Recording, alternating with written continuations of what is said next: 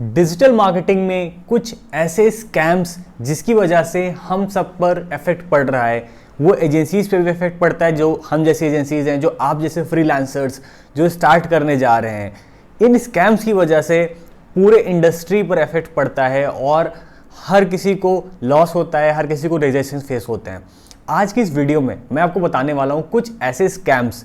पहली बात तो उनसे आपको बच के रहना चाहिए। इस वीडियो को देख के आप इन स्कैम से बच सकते हो, ठीक है। दूसरी चीज जो मैं इस वीडियो में बात करने जा रहा हूं, मैं किसी एक पे फोकस नहीं करूंगा कि किसी कोर्स क्रिएटर पे, किसी एजेंसी पे या किसी क्लाइंट पे। मैं ओवरऑल बात कर रहा हूं कि हर सेगमेंट में कुछ थोड़ा बहुत है, कहीं ना कहीं कुछ स्कैम हो रहे हैं। जैसे कि कहीं कोर्स क्रिएशन पे होता है, एफिलिएट मार्केटिंग के नाम पे, कहीं इंस्टीट्यूट में हो रहे हैं जो कुछ खराब कोर्सेज, फेक कोर्सेज सेल कर रहे हैं। कहीं क्लाइंट के साइड से भी बहुत सारे ऐसे स्कैम्स होते हैं, ठीक है। और हमारे साइड से भी, हम एजेंसीज, बहुत सारी ऐसी एजेंसीज हैं जो आती हैं और क्लाइंट के साथ स्कैम करके चली जाती हैं, उनका पैसा ले लेते हैं और वो सर्विस नहीं प्रोवाइड करते हैं। इससे किसको इफेक्ट पड़ता है सबसे ज़्यादा? इसको सबसे ज़्यादा इफेक्ट पड़ता है ऐसे नए लोगों के साथ जो अभी स्टार्ट कर रहे हैं, जो अभी शुरू कर रहे हैं, क्योंकि इन सब की वजह से ना लोग उन पर ट्रस्ट नहीं करते हैं, ठीक है। अभी हम जैसी एजेंसीज भी स्ट्रगल करती हैं, हम पर भी इफेक्ट पड़ता है जब हम किसी नए क्लाइंट को पिच करते हैं। बट थोड़ा वर्क पोर्टफोलियो होने की वजह से थोड़ी सी क्रेडिबिलिटी आ जाती है मार्केट में। बट नए लोग जो होते हैं उनको सबसे ज़्यादा इफेक्ट पड़ता है। तो आज की इस वीडियो में मैं ऐसे कुछ 3 से 4 स्कैम्स आपको बताने वाला हूं जो बहुत ही बड़े लेवल पे हो रहे हैं, जिनसे आपको बच के रहना चाहिए। अगर आपको इस स्कैम की नॉलेज है, आपको इसकी इंफॉर्मेशन है, तो अगर कभी आपको ऐसा कोई ऑब्जेक्शन आता भी है तो आप बता सकते हो कि हाँ ऐसा इंडस्ट्री में होता है, और आप उनको क्लियर होकर बता सकते हो कि इसका रीज़न क्या है, इसका ऐसा क्यों हो रहा है। तो मैंने कुछ पॉइंट्स बना के रखे हैं और मैं हमेशा चीज़ों को नोट करके रखता हूँ यार, ताकि आप लोगों को मैं जो भी बताऊँ प्रिपेयर होके और प्रॉपर रिसर्च करके बताऊँ, कोई भी इंफॉर्मेशन मिस ना हो, ठीक है। मैं जो आपको बताना चाहता हूँ, जो मैं आपको एक्सप्लेन करना चाहता हूँ, एकदम क्लियर आपको समझ में आए। तो मैं स्टार्ट करता हूँ पहले स्कैम से। जब हम इंटरनेशनल क्लाइंट को पिच करते हैं, हमने बहुत बार फेस किया इसको, वो ट्रस्ट नहीं करते हैं इंडियन एजेंसीज पे। तो अभी जब मैं स्कैम की बात करने जा रहा हूँ तो मैं बात करने जा रहा हूँ खुद से शुरू हो रहा हूँ, ठीक है। मैं किसी को पॉइंट नहीं कर रहा हूँ, किसी को बता नहीं रहा हूँ, बट स्टार्ट करते हैं खुद से, हमारी एजेंसी से, हमारी इंडस्ट्री से, हमारे जो फ्रीलांसर्स हैं, हम खुद से स्टार्ट करते हैं। तो कई ऐसे इंटरनेशनल क्लाइंट्स हैं जो ऑलरेडी मेरे क्लाइंट्स भी अभी हैं, वो बताते हैं कि उन्होंने किसी एजेंसी को हायर किया। और ज़्यादातर इंटरनेशनल क्लाइंट्स में क्या होता है यार, वो मेल पे बात करते हैं, ठीक है, या फिर बहुत ज़्यादा वो टेलीग्राम या फिर बहुत ज़्यादा व्हाट्सएप पे आपके आ जाएंगे, ठीक है। तो उनका कोई डायरेक्ट कम्युनिकेशन, मतलब वो डायरेक्ट इन पर्सन आपसे आके नहीं मिल सकते, आपको पता नहीं कर सकते आप कहाँ रहते हो, क्या करते हो। बहुत सारे ऐसे क्लाइंट्स हैं जिन्होंने एक एजेंसी हायर करी और वो एजेंसी ने उनसे पैसे लिए। उनको जब एजेंसी ने खुद को इंट्रोड्यूस किया तो उस एजेंसी ने उनको फेक वर्क पोर्टफोलियोज दिखाए, मतलब कि ऐसे वर्क पोर्टफोलियो जो उन्होंने नहीं किए थे, उस इंडस्ट्री में, उस निश में, उस लोकेशन पे काम नहीं भी किया, फिर भी उन्होंने फेक वर्क पोर्टफोलियो किसी जगह उठा के, कहीं से चुरा के किसी एजेंसी का मंगा लिया वर्क पोर्टफोलियो, ठीक है, और वो उनको दे दिया। उन्होंने फेक टीम्स दिखाई अपने कि ये हमारी टीम में इतने लोग हैं, एड एक्सपर्ट हैं, ये वो। बट जब क्लाइंट ने 50% पेमेंट कर दी तो कुछ एक ऐसी था कि उसने, हमारे क्लाइंट था, एक स्टोरी थी कि उसने, क्लाइंट ने 50% पेमेंट कर दी, एजेंसी ने बोल दिया वर्क स्टार्ट हो चुका है, स्कोप ऑफ वर्क बना के दे दिया है, और उसको वो एसईओ का बेसिकली प्रोजेक्ट था, और एसईओ का 2 से 3 महीना प्रोजेक्ट चलता रहा। एजेंसी ने कोई भी अपडेट्स नहीं शेयर किए। At the end of month जब उन्होंने रिपोर्ट मांगी तो बस उन्होंने इतना बता दिया कि आपके नंबर ऑफ बैकलिंक्स बनी है, 500 या 1000 बैकलिंक्स बनी है। अभी वो बैकलिंक्स कहाँ पे बनी थी, किस वेबसाइट पे बनी थी, कीवर्ड रैंकिंग्स में क्या इंप्रूवमेंट्स आए थे, क्या चेंजेस आए थे, कीवर्ड रैंकिंग पहले क्या थे, एसईओ करने के बाद क्या हुई, कुछ भी अपडेट नहीं दिया। तो इन शॉर्ट अभी वो कर रहे थे या नहीं कर रहे थे नहीं, पता नहीं मुझे, बट जिस हिसाब से उन्होंने अपनी रिपोर्ट्स दी उससे क्लियर था कि उन्होंने कुछ भी नहीं किया था। सिर्फ उन्होंने एक नंबर दे दिया कि इतनी 1000 उन्होंने बैकलिंक्स बना दी, जो कि आज के टाइम चाहे तो कोई एक दिन में भी बना सकता है, बट वो डिपेंड करता है कि कितनी क्वालिटी ऑफ बैकलिंक्स हैं, या फिर कोई भी फाइवर से भी यार करा सकता है सब चीज़ें। तो क्या है, इंटरनेशनल क्लाइंट्स ट्रस्ट नहीं करते इंडियन एजेंसीज पे, क्योंकि ऐसे कुछ स्कैम्स हो चुके हैं जहाँ पे कुछ लोगों ने 50% पेमेंट ले लिया है और उन्होंने रिस्पॉन्ड करना बंद कर दिया। तो आप लोगों का ध्यान रहे पहली बात तो हर कोई जो एक फ्रीलांसर स्टार्ट करने जा रहा है, मैं उससे सजेस्ट करूंगा कि यार आप ऐसे तरीके से शॉर्टकट पैसे कमाने का कभी मत सोचना, ये लॉन्ग टर्म में नहीं चलते हैं, इससे आपको भी नुकसान होता है और बाकी सबको होता है। तो इससे बेटर आप कोशिश करो 1-2 क्लाइंट्स को काम दो। अभी हम लोग क्या है, बहुत सारे क्लाइंट्स को पीछे नहीं भाग रहे हैं, हमारे पास भी जितने भी रिटेनर क्लाइंट्स हैं एक अच्छा अमाउंट उनके थ्रू आ रहा है। तो मेरा भी फोकस है कि उनकी और सर्विस कैसे इंप्रूव करी जाए और उनके एड्स की क्वालिटी, लीड्स की क्वालिटी कैसे इंप्रूव करी जाए। तो आप ध्यान दीजिए अपने काम पे। एक बार आपने अच्छा वर्क पोर्टफोलियो बना लिया, ट्रस्ट मी आपको बहुत क्लाइंट मिलने वाले हैं, आपके पास क्लाइंट इतने आएंगे आपको मना करना पड़ेगा। आज के टाइम हम लोग ऐसे क्लाइंट जो बहुत मतलब टाइम लेते हैं, उनके पेमेंट्स भी टाइम से नहीं आते हैं और उनकी पेमेंट्स भी काफ़ी कम है कंपैरिजन में, तो हम लोग खुद उनको मना करते हैं कि आप चाहो तो किसी दूसरी एजेंसी के साथ आप स्विच कर सकते हो। या हम लोग बहुत सिलेक्टेड प्रोजेक्ट्स कर रहे हैं आज के टाइम, हमारे पास 10 प्रोजेक्ट अगर महीने में आते हो तो हम चूज़ करते हैं कि हमें ये 2 या 4 पे काम करना है, क्योंकि अकॉर्डिंग जो अभी हमारी टीम स्ट्रेंथ है, जो अभी हम डिलीवर कर रहे हैं, हमारी क्वालिटी पे इफेक्ट ना पड़े, तो हम बहुत अभी फिल्टर करके क्लाइंट्स लेते हैं। तो जब आपका वर्क पोर्टफोलियो अच्छा होता है, जब आप काम कर ले तो थोड़ा एक्सपीरियंस हो जाता है, तो आपके पास क्लाइंट तो इतने आते हैं डिजिटल मार्केटिंग में भाई कि आपको ढूंढना नहीं पड़ेगा। आज के टाइम हम क्लाइंट्स नहीं ढूंढते हैं, क्लाइंट आते हैं, बहुत सारे आते हैं, बट फिर भी हम अपना फनल अपना स्ट्रांग रखें कि हमारे पास ज़्यादा क्लाइंट हर महीने आते रहे, फ्लो एक अच्छा रहे। तो इसके लिए हम लोग लीमेल marketing, email marketing, LinkedIn marketing, referral model सब कुछ यूज़ करते हैं। तो मैं आपको सजेस्ट करूंगा कि आप कुछ भी ऐसा ना करें, या फिर अगर आपको क्लाइंट, इंडियन क्लाइंट ऐसा कोई बोलता है, सॉरी आपका कोई इंटरनेशनल क्लाइंट ऐसा कोई बोलता है कि उसके साथ ऐसा कोई स्कैम हो चुका है, तो आप उसको प्रूफ दे सकते हो, आप बता सकते हो। आप क्या करिए, उसको अपने कॉन्टैक्ट नंबर शेयर कर दीजिए, एक से ज़्यादा। अगर आपका कोई टीम मेंबर है, कोई और दूसरा मेंबर है, तो आप उसका भी नंबर शेयर करें उसके साथ, और उससे उसका थोड़ा ट्रस्ट क्रिएट होगा कि हाँ हो सकता है ये बंदा अगर रिस्पॉन्ड करना बंद कर देता है तो इसने किसी सेकंड पर्सन का नंबर दिया है, वो अवेलेबल रहेगा। अभी आ जाते हैं दूसरे स्कैम पे। ये स्कैम पहले वाले से ज़्यादा बड़ा है, ठीक है, और इसमें इसका विक्टिम मैं खुद हो चुका हूँ, मतलब मैंने खुद इसको फेस किया यार। अभी ये स्कैम है कि इंडियन क्लाइंट्स फ्रीलांसर्स पे ट्रस्ट नहीं करते हैं। जी हाँ, मतलब अगर आप एक फ्रीलांसर हो तो मैं आपको सजेस्ट करूँगा आप इस पॉइंट को तो बहुत ध्यान से सुनो, क्योंकि इस पॉइंट को ना मैं बहुत पहले ही समझ गया था। इसीलिए जब मैं फ्रीलांसर भी था तब भी मैं एज अ फ्रीलांसर रिप्रेजेंट नहीं करता था खुद को, मैं उसको एज अ एजेंसी ही बताता। हाँ, मैं ये नहीं बताता मेरी बहुत बड़ी टीम है, मैं बताता मैं अभी एक हूँ और मेरे साथ एक और पार्टनर है, अभी हम लोग 2 लोग मिलकर काम कर रहे हैं।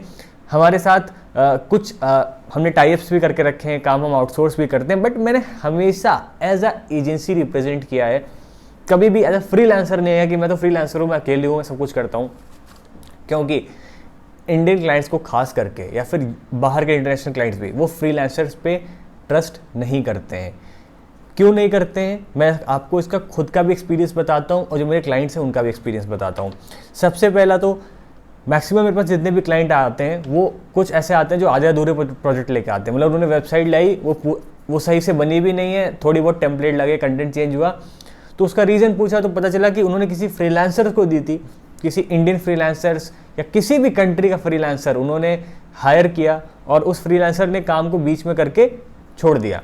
ठीक है, मतलब उसने कुछ एडवांस पेमेंट ली 50% और थोड़ा बहुत उसने काम किया और करके उसने छोड़ दिया। उसके बाद वो रिस्पॉन्स ही नहीं कर रहा है या बहुत डिले कर रहा है। जब टाइमलाइन पे उससे बात हुई तो उसने मतलब टाइमलाइन के दिन, जिस दिन वर्क डिलीवर करना था उस दिन वो वर्क स्टार्ट कर रहा है। तो ऐसी चीज़ें आती हैं कि जो फ्रीलांसर्स होते हैं वो ज़्यादातर ऐसे प्रोजेक्ट्स बीच में छोड़ देते हैं। अब मैं यहाँ किसी को नहीं कह रहा हूँ कि हो सकता है कौन कर रहा है, बट मेरे पास ऐसे बहुत सारे क्लाइंट्स आए हैं यार, मतलब मैं एक लिस्ट दे सकता हूँ अच्छे खासे क्लाइंट्स की जिनके पास मतलब जो ऐसे चीज़ों से मतलब सफ़र कर रहे हैं, जिनके फेसबुक एड्स, गूगल एड्स कोई भी बीच में बना के छोड़ गया, मतलब उसको 10 दिन 15 दिन सर्विस दी और फिर उसने रिस्पॉन्स करना बंद कर दिया। ठीक है, तो ये हो रहा है। दूसरी चीज़, वो कभी भी टाइम से कॉल नहीं पिकअप करते हैं। मतलब यहाँ पे मैं किसी को पॉइंट नहीं कर रहा हूँ, मैं ये नहीं कर रहा हूँ कि वो हो सकता है फ्रीलांसर हो सकता है कि बिजी हो सकता है, बस ज़्यादा प्रोजेक्ट्स हो, बट ये क्लाइंट को नहीं समझ में आता है। जो क्लाइंट होता है ना वो यही चाहता है कि आप उसका कॉल टाइम से पिकअप करो, एटलीस्ट पिकअप नहीं कर रहे हो तो आप टाइम से उसको एक मैसेज कर दो, आप उसको टाइम से कॉल बैक कर लो। ठीक है, तो एज अ क्लाइंट सामने वाला नहीं समझता है कि आप वर्कलोड आपके पास कितना है या आपका फैमिली प्रेशर क्या है, आप किन चीज़ों में आप उलझे हो वो सामने वाला नहीं समझता है। और अगर कोई आपको पे कर रहा है तो डजेंट मीन मतलब कि वो आपकी पर्सनल प्रॉब्लम्स या फिर बाकी चीज़ों की वजह से वर्क उसका आप डिले करोगे, ठीक है। तो उसमें सिंपल सा कर सकते हैं, बहुत ज़्यादा अगर आपको कुछ प्रॉब्लम है भी तो आप प्लीज़ टाइम से रिस्पॉन्स करो। तो इसकी वजह से बहुत सारे मेरे क्लाइंट्स हैं, उन्होंने बोला कि वो उनका जो फ्रीलांसर है जो मैनेज करता है काम तो बहुत अच्छा करता है बट टाइम से यार फ़ोन ही नहीं उठाता है, डिले कर देता है। और अब मैं खुद का भी एक्सपीरियंस बताता हूँ। मैं अभी टीम में जो उनको लेता हूँ बहुत सेलेक्टेड लोगों को ले रहा हूँ। स्टार्टिंग में जब मैंने स्टार्ट किया इंस्टाग्राम पे, फेसबुक पे बहुत लोगों ने उसको अप्रोच किया, आपकी टीम में काम करना है, आपके साथ काम करना है। मैंने बहुत लोगों को अपॉर्चुनिटी दी। मैंने सोचा कि मैंने कुछ लोगों को प्रोजेक्ट्स भी दिए, ऐसे एक लोग नहीं है, मैं किसी एक का नाम नहीं ले रहा हूँ, वैसे बहुत से लोग हैं, मैंने उनको प्रोजेक्ट्स भी दिए। बट क्या हुआ, स्टार्टिंग में उनके ना बहुत अंदर जोश रहता है कि हाँ आप प्रोजेक्ट दो, मैं ये कर दूंगा, मैं वो कर दूंगा। बट जब मैंने उनको प्रोजेक्ट दिया और जब उनको चैलेंजेस आए, ठीक है, अब हमारी टीम कॉल कर रही है उनको कि भाई इसमें लीड क्यों नहीं है, इसमें सेल्स क्यों नहीं है, आप इसको देखो, आप इसको टाइम से अपडेट करो, ठीक है। तो जब ऐसे उनको चैलेंजेस आना स्टार्ट किया तो उन्होंने बीच में प्रोजेक्ट छोड़ दिया, ठीक है। दूसरी चीज, उन्होंने अकाउंट लॉन्च किया, अकाउंट एक बार सस्पेंड हो गया। जब सस्पेंड हो गया तो उनका मोटिवेशन डाउन हो गया या फिर वो नहीं करना चाहते, मुझे नहीं पता, बट उन्होंने रिस्पॉन्स करना बंद कर दिया। मतलब कोई भी छोटा सा चैलेंज आया नहीं और उन्होंने रिस्पॉन्ड करना बंद कर दिया। यार इस तरह से अगर हम करने लगे ना तो हमको नहीं लगता शायद कोई भी क्लाइंट हम लोगों के साथ काम करना चाहेगा, क्योंकि आए दिन कुछ ना कुछ होता रहता है। किसी अकाउंट लॉन्च करते हैं, लॉन्च करते ही सस्पेंड हो जाता है, तो उसका अल्टरनेट निकाल देते हैं, नया अकाउंट सेटअप कर देते हैं, उसको रिव्यू में डाल देते हैं, नया डोमेन परचेस कर लेते हैं।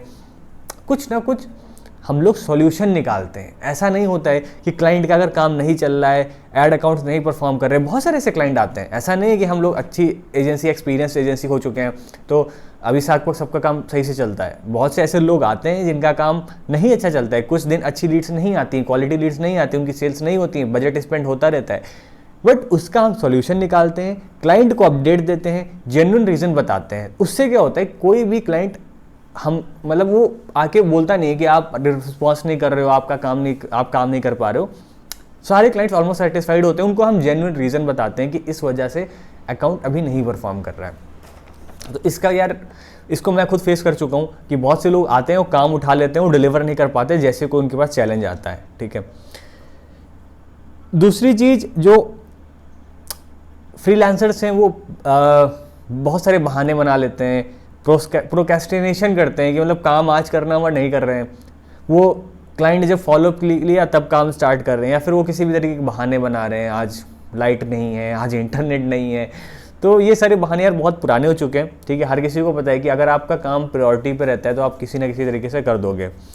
तो ये भी एक स्कैम है। अब इससे क्या होता है कि बहुत सारे जो फ्रीलांसर्स हैं, ये मैं नहीं कहूँगा कि इंटेंशनली स्कैम कर रहे हैं कोई, यहाँ पे वो कहना गलत होगा, बट उनका क्या है, वो सीरियस नहीं है अपने वर्क को लेके। उनको प्रोजेक्ट मिल गया, उनको नहीं अच्छा लग रहा है, नहीं मन कर रहा है, तो वो नहीं कर रहे हैं। बट ऐसा नहीं होता है, बहुत सारे ऐसे प्रोजेक्ट होते हैं जहाँ पे हम लोगों का इतना मन नहीं करता है करने का, हो सकता है, बट वो प्रोजेक्ट ज़रूरी है करना, वो इम्पॉर्टेंट है एग्जीक्यूट करना, वो क्लाइंट हमारे लिए इम्पॉर्टेंट है, तो इसको हम करते ही करते टाइम से। इसका मतलब ये नहीं उस प्रोजेक्ट को हम छोड़ दें।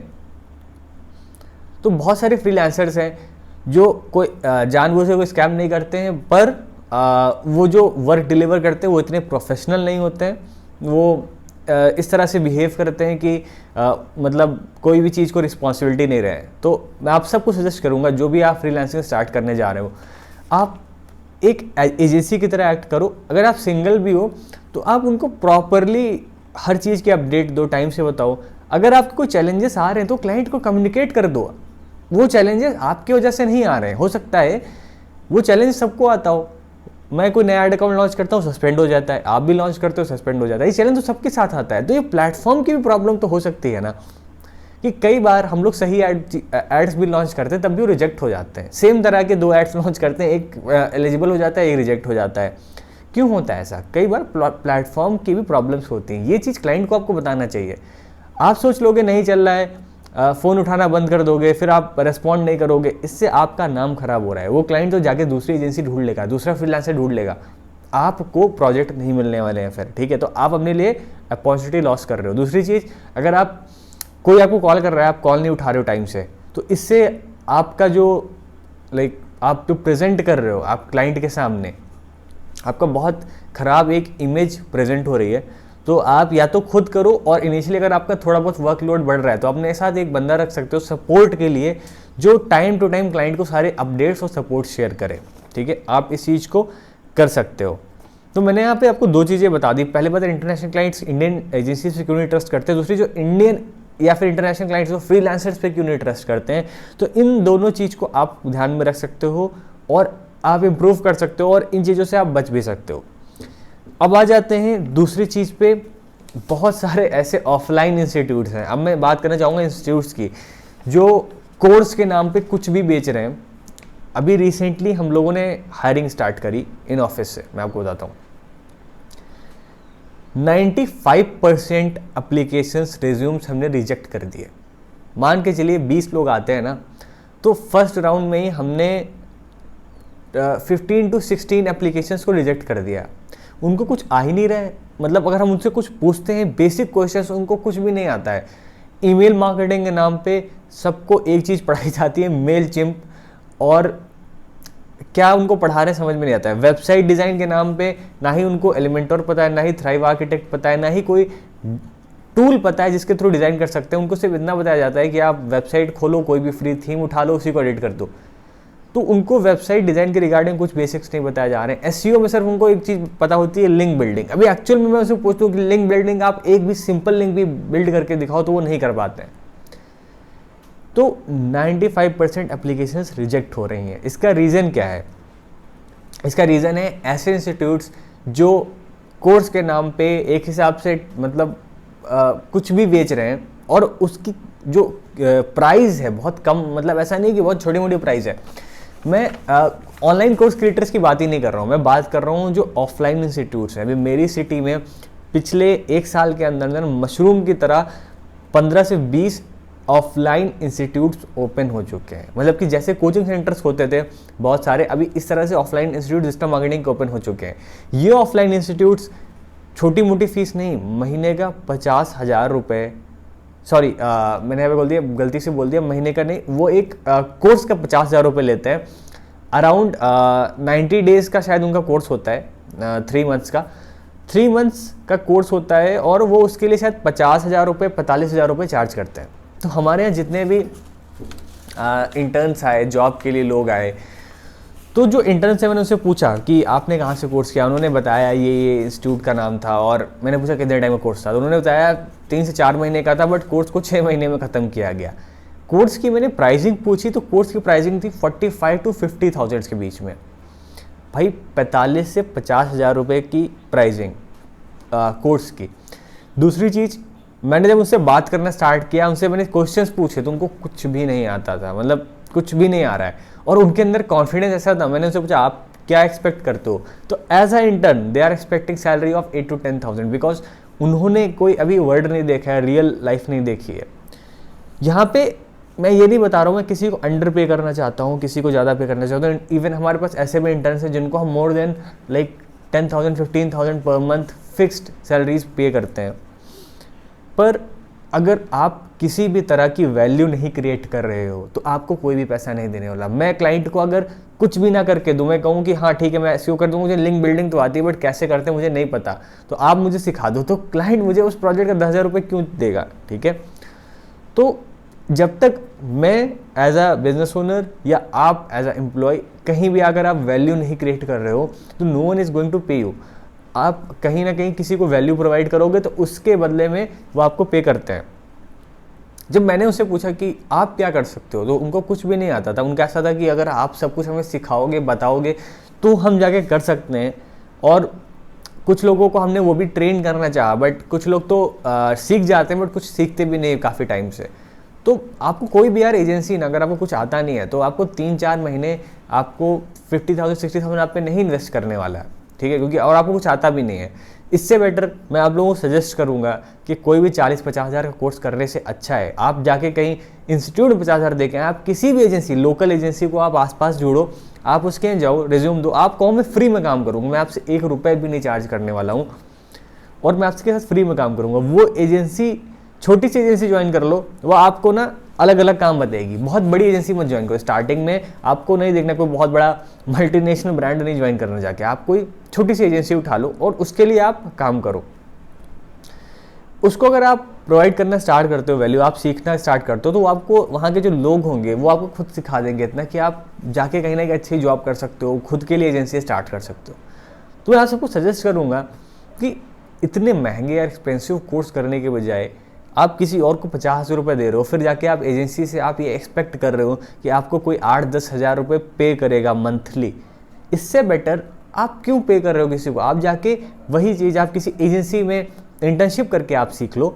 आप यूट्यूब पे इतना सारा है कंटेंट यार, यूट्यूब पे आप वही सेम आप उनका क्या करो। मैं आपको सबसे बेस्ट चीज़ बता रहा हूँ, ये अभी स्क्रिप्ट में भी नहीं और मैं पर्सनली अभी जस्ट माइंड में है जो मैंने पर्सनली यूज़ किया था, कि आप क्या करो, उन इंस्टीट्यूट्स को कॉल करो, आप कहो कि अपना मुझे ब्रोशर सेंड कर दीजिए, आप कोर्स में क्या क्या कवर करेंगे वो सेंड कर दीजिए।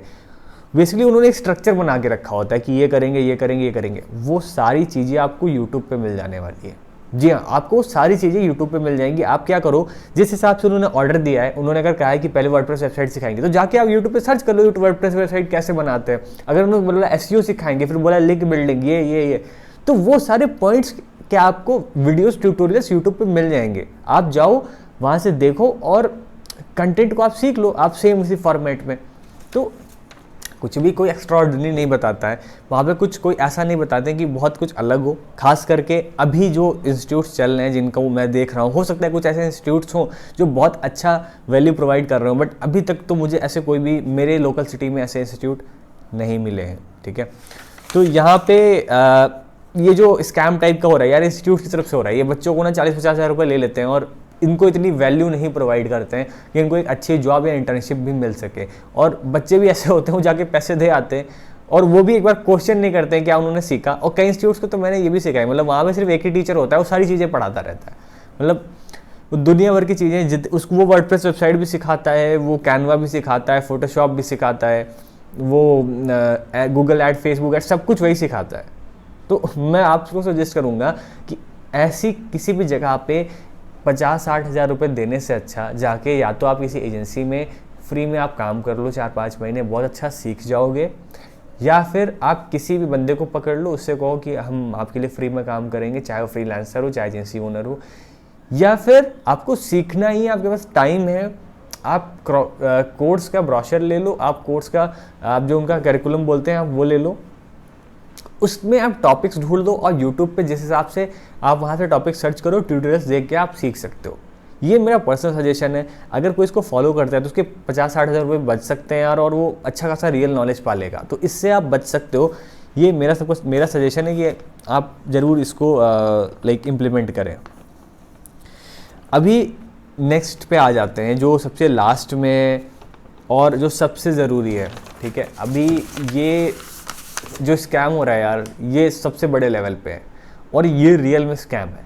ठीक है, पहले जिन चीज़ों की मैंने बात करी उसमें कुछ स्कैम्स भी आते हैं, कुछ आप ये कह सकते हो कि रिस्पॉन्सिबल नहीं होते हैं लोग, कई बार बहुत हल्के में ले लेते हैं चीज़ों को, बट ये सच में स्कैम है। अभी कोर्स के नाम पे, एफिलिएट मार्केटिंग के नाम पे नेटवर्क मार्केटिंग लोग करते हैं। वो क्या कहते हैं, ये मेरा कोर्स है, आप इससे सीखो, आप इसको सीख के आगे बेचो तो आपको इतना % कमीशन। उस कोर्स में भी यही सिखाया जाता है कि आगे कोर्स कैसे बेचना है। ठीक है, और लोग क्या समझते हैं वो एफिलिएट मार्केटिंग है। नहीं भाई, एफिलिएट मार्केटिंग एक सिंपल सा मॉडल है। आप समझ सकते हो कि ये मेरा प्रोडक्ट है, ये मेरी कंपनी है FX रेटिना, मैं चाहता हूँ कि आप ये प्रोडक्ट बेचो मेरे नाम से, और आप जितना भी प्रोडक्ट बेचोगे मेरा, आपको फिक्स्ड या फिर मतलब डिपेंड करता है कि आप किस हिसाब से सेल कर रहे हो, आपको हम एक इस पर कमीशन देंगे। फॉर एग्जाम्पल ये 100 रुपये प्रोडक्ट है, तो मैंने आपसे कह दिया कि जब भी आप प्रोडक्ट सेल करोगे तो हम 20 रुपये हम आपको देंगे। तो इस प्रोडक्ट को आप सेल करते हो आगे, तो आप कहीं ना कहीं रेवेन्यू जनरेट कर सकते हैं एफिलिएट मार्केटिंग के थ्रू। बेसिक मॉडल यही होता है। बट अगर मैं कहूँ कि इस प्रोडक्ट को पहले आप परचेस करो, ठीक है, फिर आप आगे के लोगों को परचेस कराओ, फिर आपको ये इनकम मिलती रहेगी। ठीक है, तो पहले मैं कहीं ना कहीं एज ए एफिलिएट बनने के लिए कुछ ऐसे प्लेटफॉर्म्स जो कहते हैं कि आप पहले उनका प्रोडक्ट परचेस करो, बट कई प्लेटफॉर्म्स ऐसा नहीं कहते हैं, वो आप डायरेक्ट भी जाके उनके प्रोडक्ट्स को प्रमोट कर सकते हो, कई होस्टिंग्स हैं, कुछ भी है, आप प्रमोट कर सकते हो।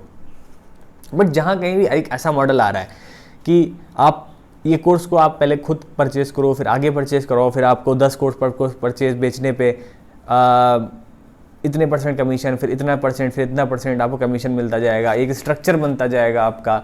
भाई ऐसे स्कैम्स में मत आओ। ये सब नेटवर्क मार्केटिंग का समझ लो प्रो मैक्स मॉडल हो चुका है कि जो नेटवर्क मार्केटिंग वाले थे वो भी अब अपग्रेड कर गए हैं। तो नेटवर्क मार्केटिंग भी बहुत अच्छी चीज़ थी, बट जो ये बेचना और लोगों को ये सपने दिखाना कि वो इससे बहुत अमीर बन सकते हैं, बहुत रिच बन सकते हैं, वो नहीं सही है।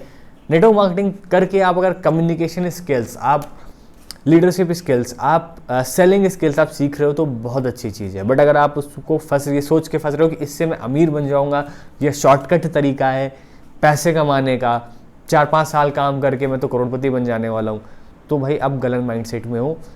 इन चीज़ों का ध्यान रखो, आप शायद इन सब चीज़ों से आप बच सकते हो। आई होप आपको वीडियो पसंद आई होगी, और आगे की वीडियोस में बहुत मैं इंटरेस्टिंग टॉपिक्स को कवर करने वाला हूँ। तो आप नीचे कमेंट करके बता सकते हो कि अगर आप कोई दूसरे टॉपिक पे आप वीडियो चाहते हो तो आप मुझे कमेंट करके बताइए, मैं उन टॉपिक से वीडियो लेके आऊँगा। Thank you so much.